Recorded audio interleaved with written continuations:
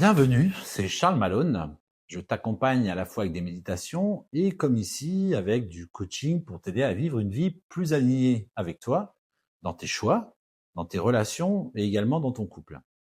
Alors dans mon travail de coach, je vois énormément de personnes qui sont en difficulté dans leur sexualité de couple, pas forcément parce qu'il y a un problème sexuel, mais surtout parce qu'on n'ose pas en parler, un vrai problème de communication. C'est un sujet particulier, la sexualité.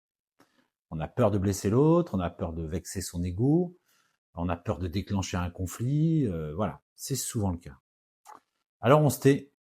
Eh oui, on prend sur soi, on espère que ça va passer un jour et que le temps va nous aider. Et en réalité, la frustration elle augmente, la distance s'installe et parfois le couple s'abîme en silence jusqu'à parfois la séparation, malheureusement. Alors dans cette vidéo, je vais te proposer 3 phrases très simples que tu peux utiliser pour commencer à parler de sexualité dans ton couple sans braquer ton ou ta partenaire et sans mettre le bazar dans ta relation.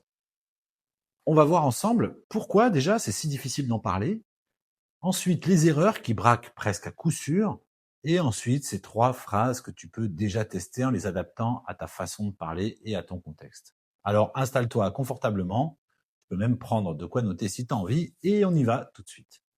D'abord, j'ai envie de te dire une chose importante.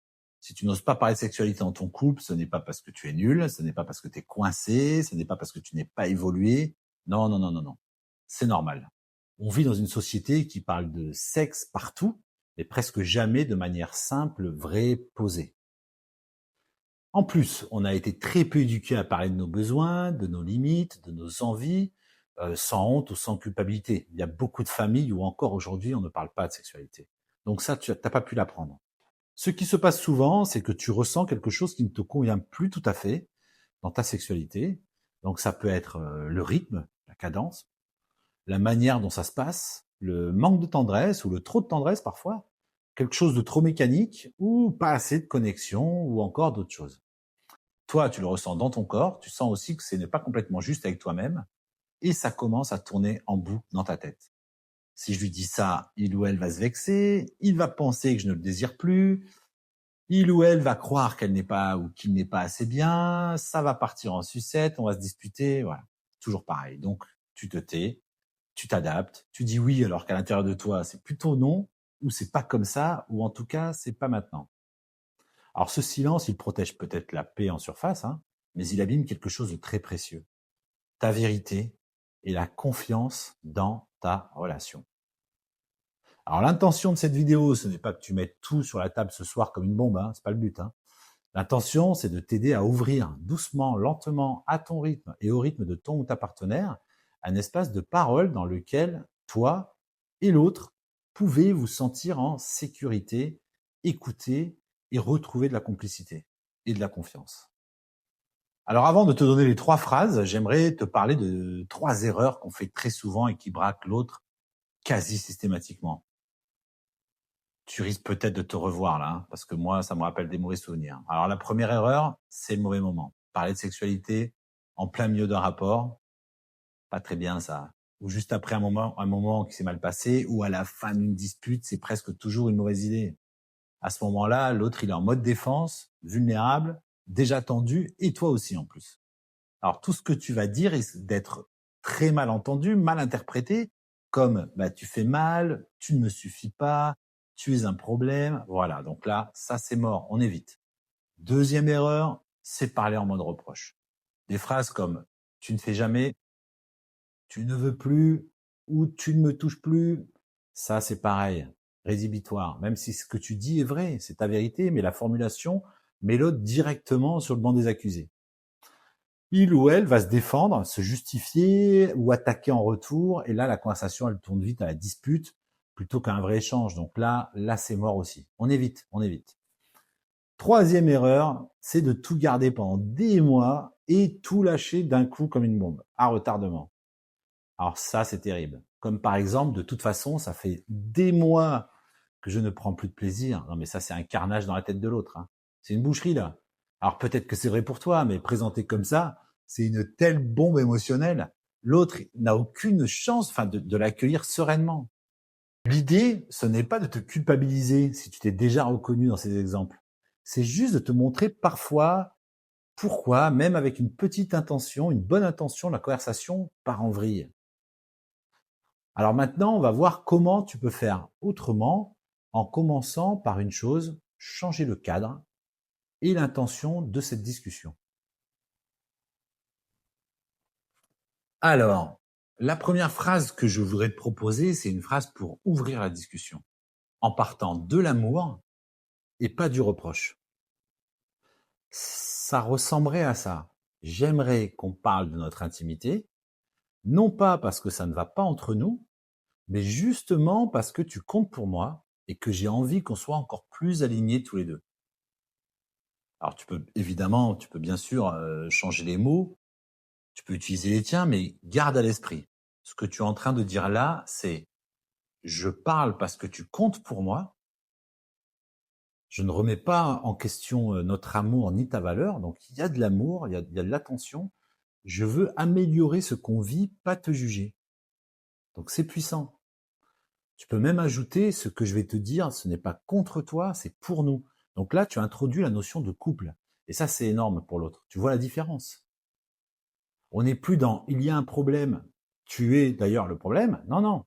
On est dans notre relation compte pour moi, notre relation mérite qu'on en prenne soin. Ce type de phrase, tu peux la poser dans un moment calme. En balade, je ne sais pas, un soir tranquille, mais pas trop tard, ou au petit déjeuner dans un week-end sympa, voilà. L'idée, c'est que vos systèmes nerveux soient relativement détendus, ouverts, pas en plein stress.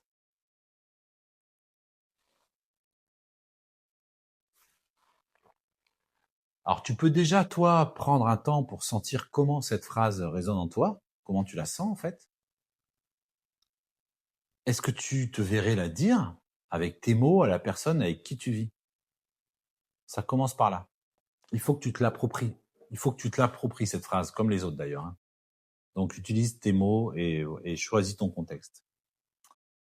La deuxième phrase que j'aime énormément utiliser en coaching, c'est une phrase qui consiste à donner la parole à l'autre en premier. Alors, elle pourrait ressembler à ça. Est-ce qu'il y a quelque chose dont tu aurais envie que je fasse plus, différemment, ou peut-être moins souvent dans notre sexualité? Donc, est-ce que là, tu saisis la nuance, en fait? Parce que c'est puissant.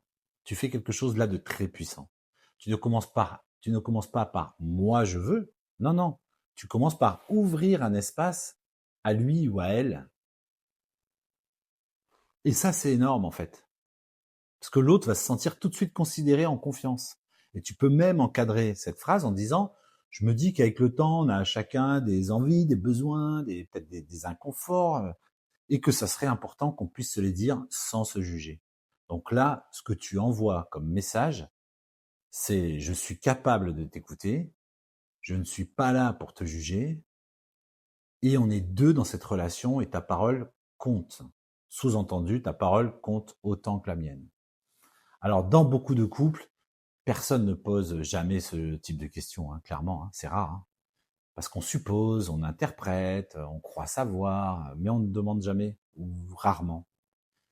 Et souvent, parce que moi ça je l'ai beaucoup vécu, tu vas être surpris ou surprise.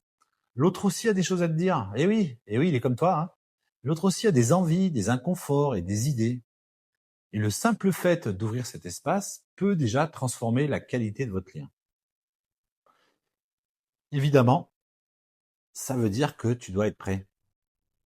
Prêt à entendre certaines choses sans te défendre tout de suite, sans te justifier dans la seconde.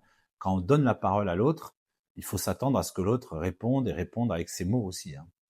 Alors tu peux te rappeler en tout cas intérieurement ce qu'il ou ce qu'elle me dit, c'est sa vérité, voilà, dans un certain contexte. C'est pas un verdict sur ta valeur, hein, c'est pas le cas. Donc si vous arrivez à traverser cette étape-là avec douceur, avec écoute, tu verras que la sexualité devient beaucoup moins un examen, quoi. C'est beaucoup plus un espace d'exploration. Et là, on retrouve de la complicité.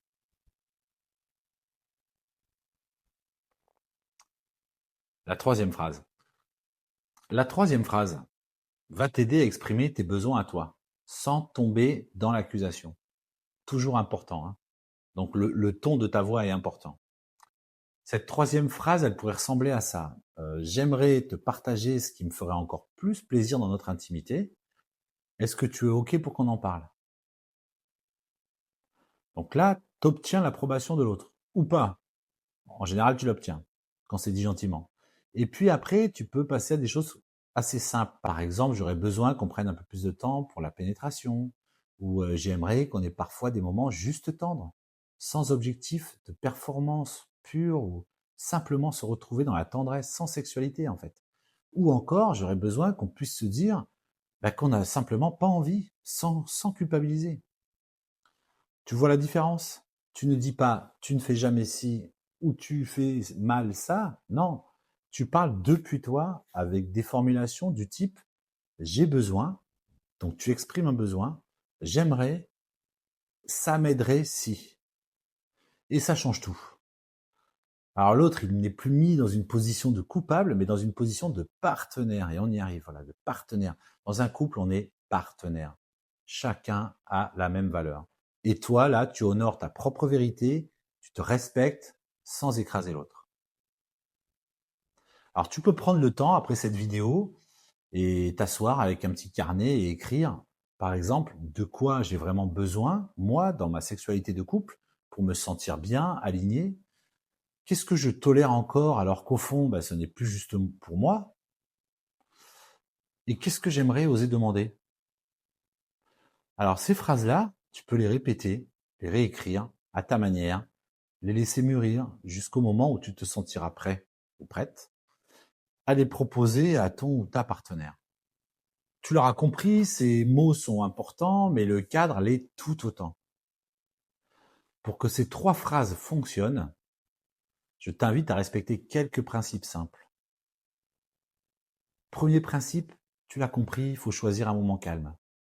Pas entre deux portes, pas à la va-vite, pas en voiture quand tout le monde est stressé, pas à minuit quand tu tombes de fatigue ou pas la veille de partir en vacances. Non, non, non, non, non. Un moment calme et serein. Le deuxième principe, c'est poser un cadre explicitement.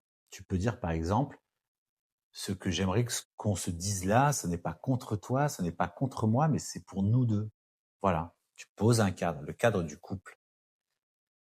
Et le troisième principe, rappelle-toi régulièrement que tu aimes cette personne.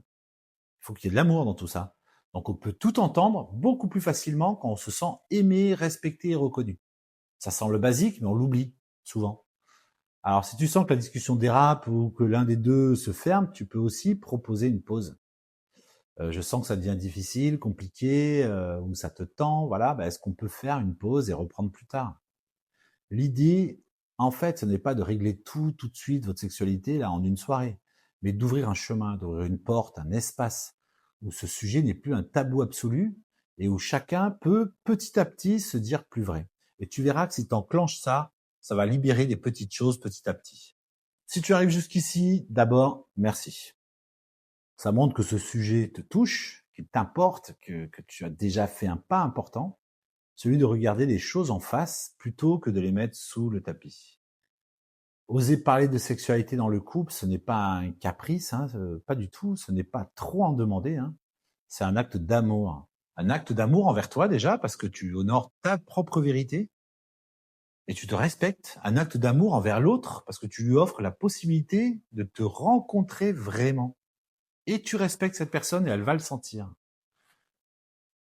Alors ensuite, si tu sens que tu as besoin d'être accompagné pour mettre des mots, pour sortir de la peur, du conflit, pour clarifier ce que tu veux vraiment vivre dans ton couple et dans ta sexualité, c'est exactement ce que je fais avec Charles Malone Coaching.